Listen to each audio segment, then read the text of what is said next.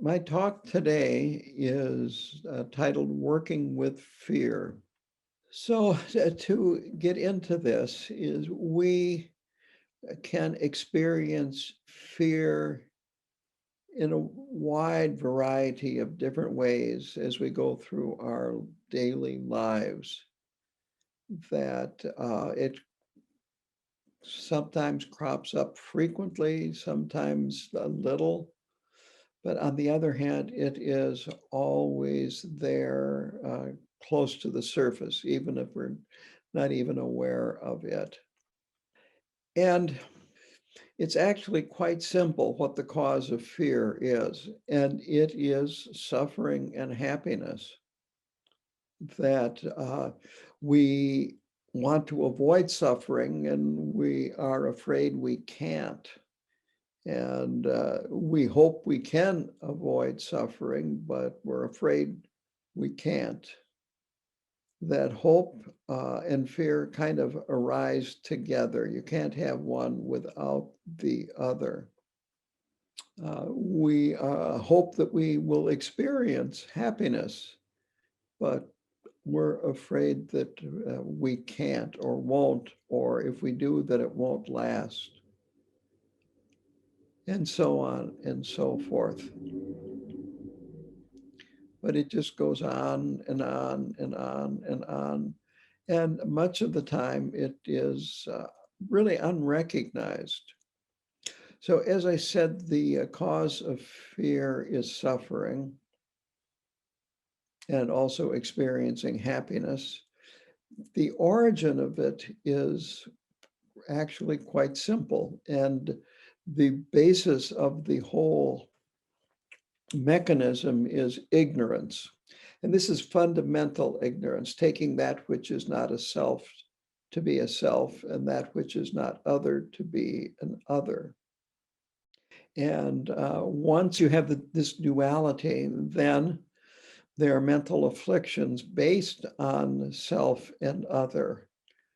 That I like this and I don't like that, that I find this pleasurable and I find this or that other thing painful, or I'm just indifferent about it. It doesn't make any difference one way or another.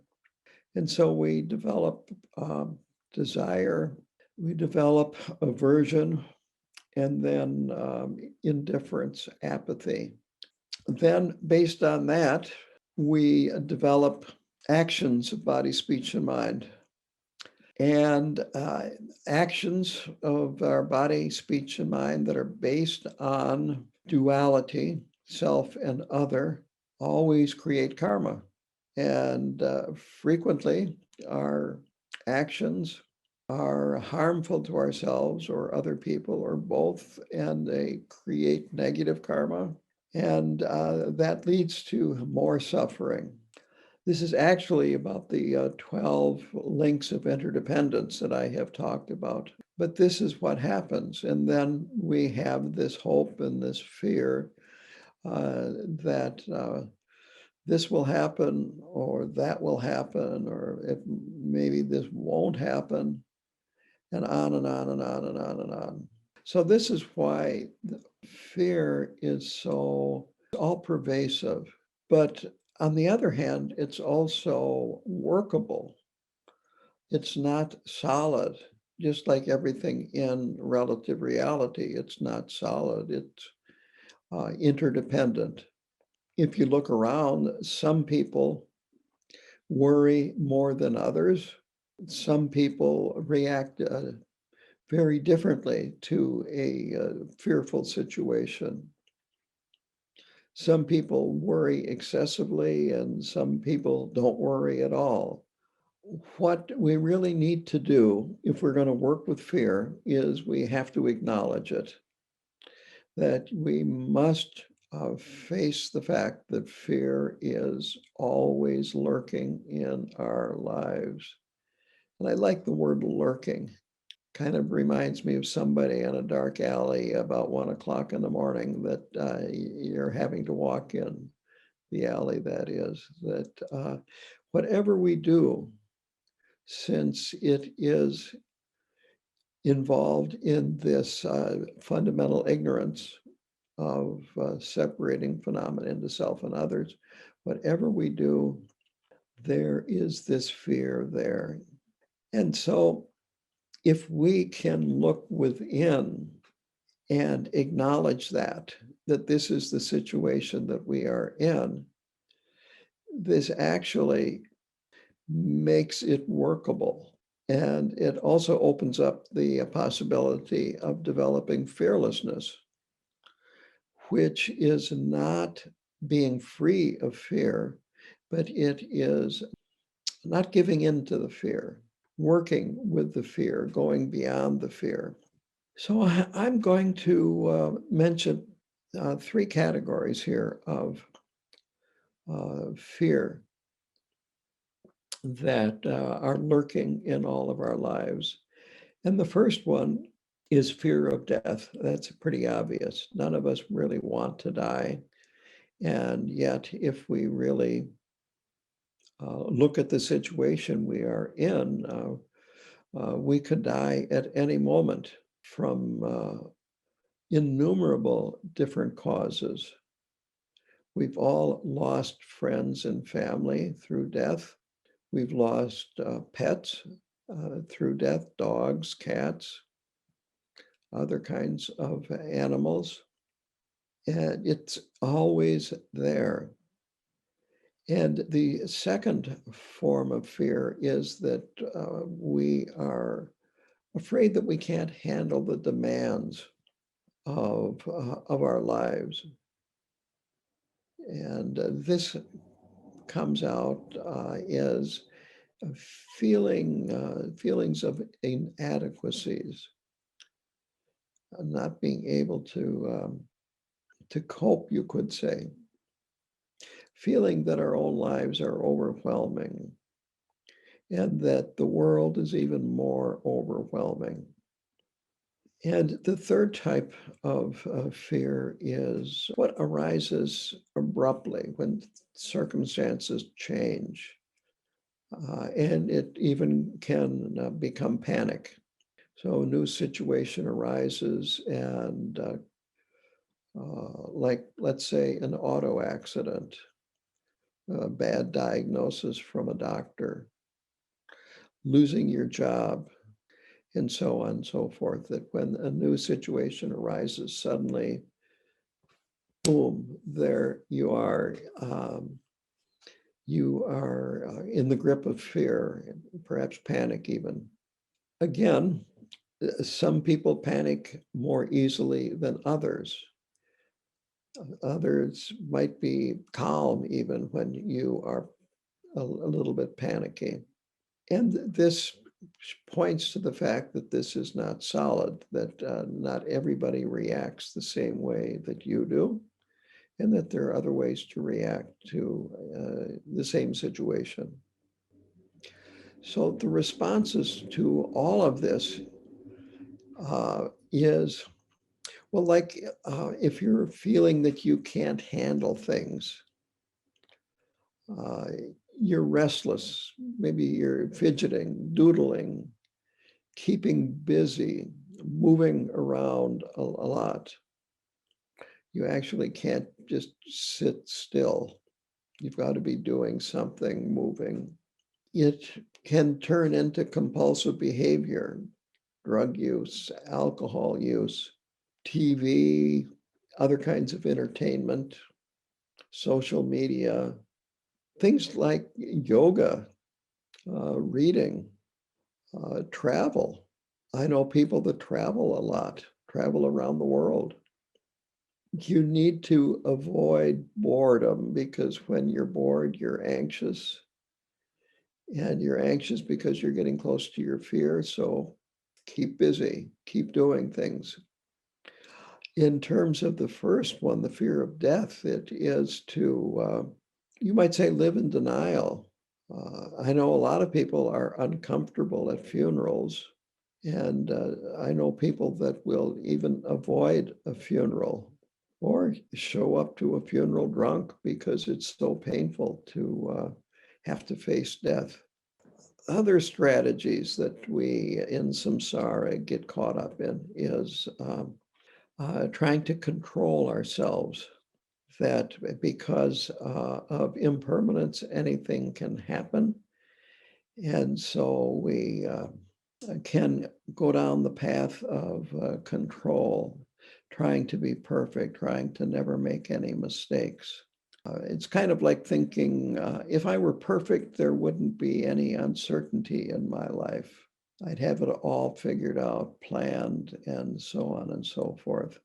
Or trying to control others, thinking that others are the source of your fear rather than your mind being the source of your fear, your confusion being the source of your fear, and then trying to control the behavior of other people. Neither approaches work. In fact, none of the above work. But what we can do, we can work with fear by, one, reflecting on the teachings of the Buddha, and not just those on fear, but those that are about the causes of fear. The basic teachings of the Buddha, the foundation vehicle teachings, but also the Mahayana teachings and the Vajrayana teachings. All three levels do work with eliminating confusion. The path leads to becoming fearless. As we travel the path and our confusion is reduced and eventually eliminated, we reach a state of being fearless, of going beyond samsara. Most of the teachings, while they may not be directly, specifically talking about working with fear, they all do work with fear in one level or another due to interdependence. Another is to cut through doubt and hesitation and really make a commitment to practice Buddhism, follow the teachings of the Buddha, and put a lot of effort into it. Because even if you have reflected on the teachings, studied the teachings, received teachings in person, even memorize the teachings, if you have doubt and hesitation and so forth, then you will not implement them. You'll find something else to do. The third is a practice. And meditation is a very important practice for working with fear, because with meditation, we're training our mind to let go. Usually, I'll talk about meditation as taming the mind, but taming is a type of training. And by taming our mind, then we develop an ability, a stronger ability to not be swayed as much when situations change, when circumstances change, where we're less likely to go into the panic mode when things happen unexpectedly and suddenly. Another thing that we can do is work with our habitual patterns. Habitual patterns are actually a form of karma. And so working with our habitual patterns is, first of all, recognizing them as habitual patterns and my habitual patterns, and then doing things to change them. Again, if you look around, some people worry a little bit, some people worry a lot. It is not solid at all. But all of these things then prepare us to work with our fear, to acknowledge it, recognize it, and then work with it in a skillful way. So facing fear and then going beyond it, as opposed to experiencing the fear and then running from it, getting involved in activities that you might say distract us, cover cover up our discomfort and our fear and so forth. But facing our fear is done if we use awareness in our daily lives so that we are aware that we are experiencing fear. It might be that we are aware that we really want to avoid this and we would like to just go do something totally different than just face the fear. But when it's combined with a clarity that we can develop from meditation, and then understanding relative reality, the way things really work in the relative world, that we can skillfully work with the fear and go beyond it. And understanding relative reality, what this means, among other things, is examining and contemplating impermanence, that we will die, and it's just a matter of when that this will happen. But if we can understand and accept that we will die, this can really lower this fear that is lurking there all the time and the effect that it has on us and our actions. On the other hand, it also is important to understand that at the time of death, it's not over and that's it. That we need to know that we've had countless previous lives, that we have died countless times, and that all death is the end of the body, and that our mind will continue to go on. A deep understanding of that leads to being oriented towards future lives more than what's happening right now. And I said lives in the plural because we will have many future lives.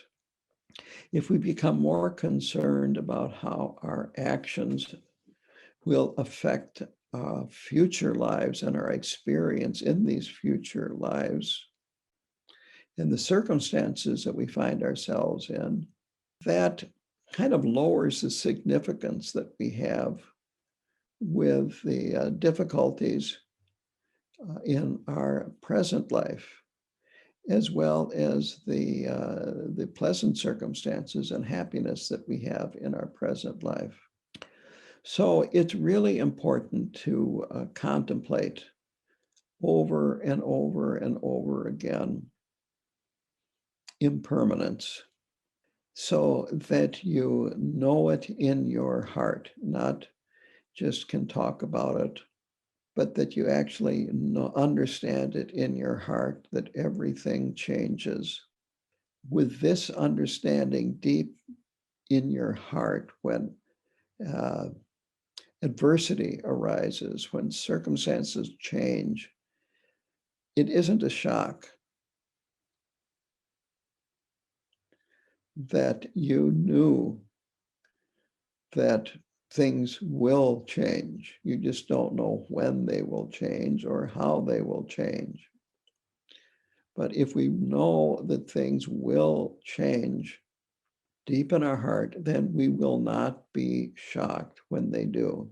So the classic way to look at impermanence and contemplate it is start with the outer world.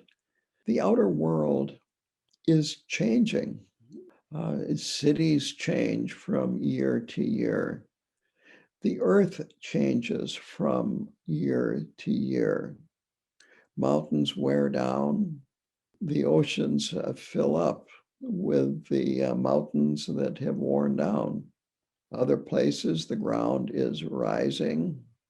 The world itself is constantly changing. Cities, countries are constantly changing. When I drive around here, in fact, I don't even have to drive around. When I just look around here, I've been here for 50 years, and well, my neighbor, his barn burnt down a little less than a year ago, and now they are just starting the Now that it's spring, the the long process of rebuilding an outbuilding for my neighbor. And houses have been built in the area. Some houses I have, in the time that I've been out here, had 4, 5, 6 different occupants that I know of. A lot of houses, I don't have a clue who's living in them when we get to a distance away from here. They built new houses in the area. Some houses have been destroyed, and on and on and on. The beings of the world are the next contemplation, and that is that all sentient beings age. It's usually easier for us to see others getting older than acknowledge it in ourselves. I have jokingly said more than once, I can't figure out why all my friends are getting older and I'm not. But this is a common, you might say, strategy in samsara of denial of death and old age.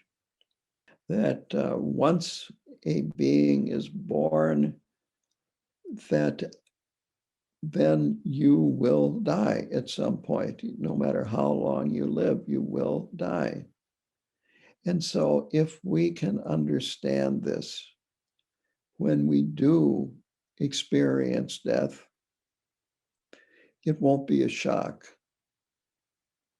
It doesn't mean we'll like it, but it won't be a shock because you might say we've been expecting it. So it's important. In fact, we are now in this COVID pandemic. This is another example of impermanence. 2 years ago, no one ever heard of COVID. And then all of a sudden it appeared, people started getting sick, and there was a huge change in the way people live their lives. And many people died, and many people are still dying. The third type of impermanence to contemplate is time. That seasons are constantly changing, that this year is different from last year. Today is different from yesterday. Right now, this afternoon is different from this morning. Constantly, time moves on, and there's nothing that we can do about it. And the last is what's called the 4 Ns. And here's what they are. This is a very common list in Tibetan Buddhism. The first is whatever is born dies. In kind of a more inclusive way of putting it is everything that appears ceases. The second end is the end of every meeting is parting. The third is the end of every rising is falling. And the fourth is the end of everything gathered together is dispersal. So this is the fourth here. I will go back and just list these. The impermanence of the outer world, the earth, and all the inanimate objects on the earth, in the earth, above the earth. The second is the impermanence of beings in the world, sentient beings in the world. The third is the impermanence of time. And the fourth is that everything has an end listed in these 4 Ns. Whatever is born dies, the end of every meeting is parting, the end of every rising is falling, and the end of everything gathered is dispersal. If you understand these, This will help being shocked, and it will help you prepare for impermanence. That doesn't mean that you don't need insurance for your automobile or health insurance or insurance for your house. In fact, the reason why we have insurance is because there is this recognition of impermanence, and it can happen at any time. So to just go write down a number of points here about how we can work with fear. Again, as I mentioned, be oriented towards future lives. Take into consideration karma. Engage in virtuous actions because they will lead to pleasant future circumstances and experiences. Non-virtuous actions will cause more suffering in the future, and you want to avoid them. So, along with that, try to be kinder, more loving, gentler, more compassionate towards yourself and other people. You can't forget yourself, not at the stage that we are at. If we can't be kind and compassionate and gentle with ourselves, we really don't know how to be that way with other people. So it really starts with ourselves. And it's not selfish when it is done with the intention that you are doing this so that you can be kinder, more compassionate, and so forth to others. The second is to understand karma, how karma works, that karma is cause and effect, and that if we are motivated to benefit others and to practice, this will have a tremendous benefit in our future lives. It is in the present, right now, the present moment, that we are sowing the seeds that will later sprout, grow, and create our future. So understand karma and be mindful as you're going through your daily life. And again, avoid harmful actions. Be careful of what you say, what you do, and what kind of thoughts you hang on to. The next point is that a tame mind leads to virtuous actions. So we need to tame our mind through regular meditation practice. So a tame mind or a tamer mind is it's less excitable, less likely to panic. It will see more clearly and has, you might say, access, can experience wisdom, our inherent wisdom, more clearly. The next point is to understand impermanence, how the relative world really works, rather than how you would like the relative world to work. As you're going through your daily life, practice mindfulness and awareness. Pay attention to what you're doing and pay attention to your thoughts. Where do you spend your time mentally? Where are the majority, what areas are the majority of your thoughts? You can let go of worry.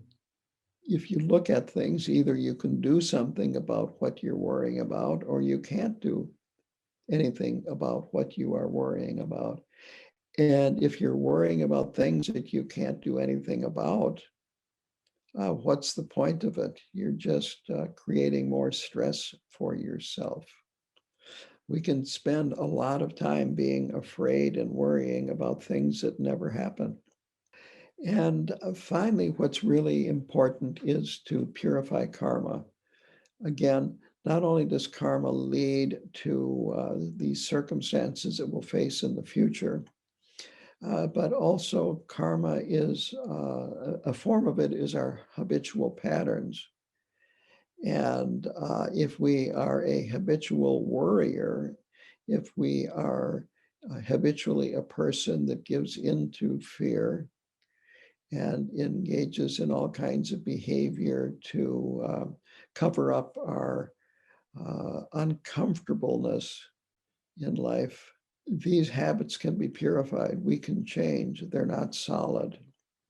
So with that, I would like to open it up to questions and answers.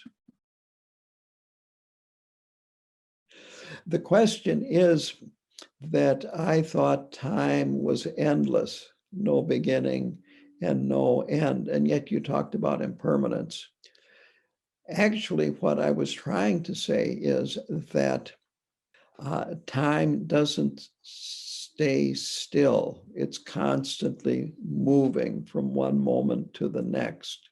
And so in a way, it is endless in the relative world. But on the other hand, every moment is new and fresh and different and totally impermanent. The question is that there are many people that have anxiety disorder and are also taking medication for it. What can you tell people like that about the Dharma? And by inference, can the Dharma help them? The first thing is that as a Lama, I will never tell people to quit taking their medication that a professional has given them to control anxiety or depression or other mental states of mind. However, there's no question that a regular practice done correctly can be very beneficial for people with these sorts of problems. I would recommend that, they stay on, leaving the medication between them and their professional, that they try meditating, that they try studying the Dharma, attending some teachings. And I can speak from personal experience here because when I came to Dharma, I was seeing a psychiatrist and on a very strong antidepressant medication and seeing a marriage counselor, and my life was a mess. What got me off the medication, the psychiatrist really tried to wean me from it, but what really got me off of the medication was understanding about how my mind works, how mind works. For me, one of the crucial points was when I read that our thoughts aren't real, that you don't have to be a slave to your thoughts, to pay attention, to be mindful of your thoughts, and to let go of them rather than hanging on to them hour after hour, day after day after day. Lately, I've been using this example here, that this water bottle is actually almost empty. But the longer I hold it, the heavier it gets. And we can hold on to these thoughts of fear and that cause anxiety. And the longer we hold on to them, the more anxious we become. And it's not denying them, but it's like acknowledging them and then letting it go. Okay, this makes me uncomfortable, and letting it go. The question is that I know a person that is very active and always have a lot of people around them and busy, and his wife died. And while meditation might be very good for him, how do you get somebody to sit still long enough to meditate? And needless to say, a lot of people, this is exactly the issue that they have. if they are even interested in trying meditation, that it's very scary sitting still, because these thoughts, then our awareness is heightened even when we're just starting to learn meditation. And it seems like we're stirring up a hornet's nest of painful thoughts and memories. And there are reasons why people never even think about it. And there are reasons why people try it, and they don't stick around, because it's very difficult to be with painful thoughts, the anxiety, and so forth, all kinds of thoughts that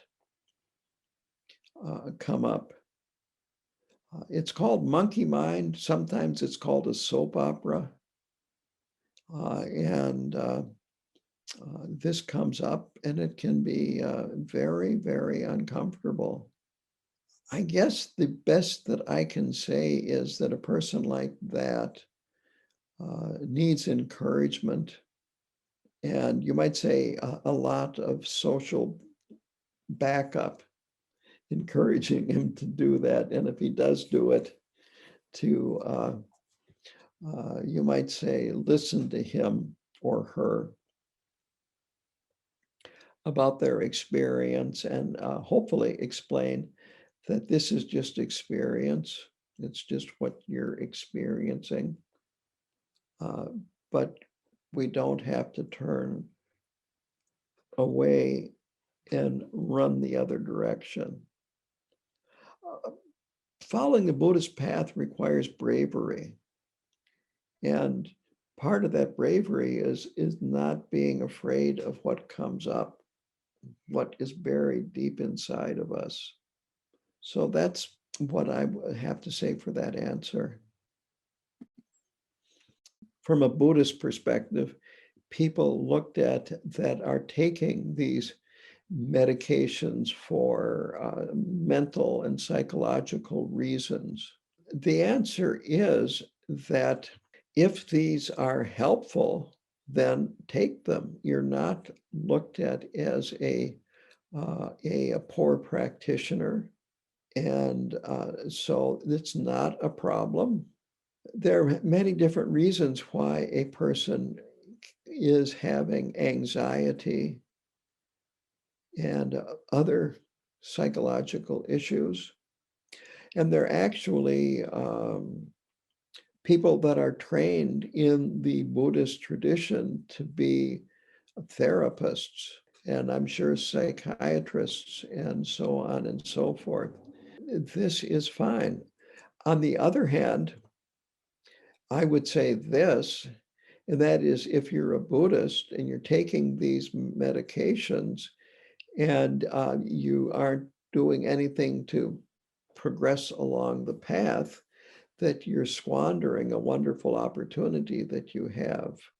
And so it is good to practice, to meditate regularly, and so on. Contemplate these contemplations that I mentioned about impermanence, and do something. Don't expect the medication to do all the work.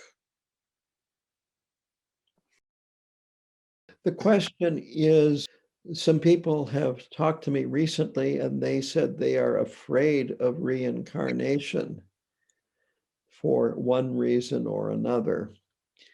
And I didn't know how to respond to them. And that reminds me of a joke. So I'm even going to record this joke. I'm not necessarily saying my jokes are good, but it's about the man that was really stressed out, had a lot of anxiety, and he decided to meditate. And he developed a regular meditation practice, took refuge, and after a few years, he suddenly realized that, I'm no longer stressed out and worried about my life.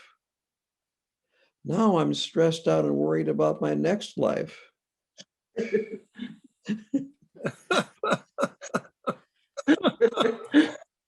Thank can relate.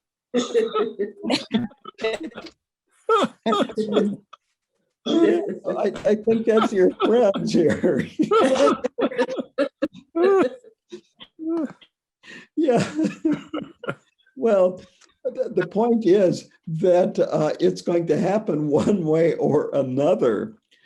However, what we can do now in this life while we are alive is prepare so that we have a better next life.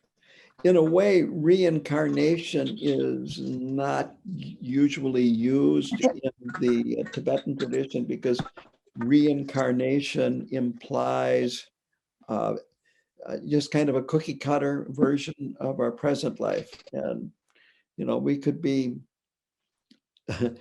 we won't be cookie cutter physical version of our present life. So anyway, the point is that now is the time to develop at least some control over what's going to happen to us in our next life. And it could be everything from just calming your mind down to through meditation to accumulating more merit. And there are practices that can be done to actually give a person more control in that process between death and rebirth, and lots of other things. This is one thing about Tibetan Buddhism, is that it gives you lots of things to do if you're interested in doing something about it rather than just worrying. And finally, that reminds me of a verse from Shanti Deva's The Bodhisattva's Way of Life, and it is, if you can do something about it, why worry? If you can't do anything about it, why worry? So the point being is encourage them to do something about it and feel that they actually have some ability to influence their next life.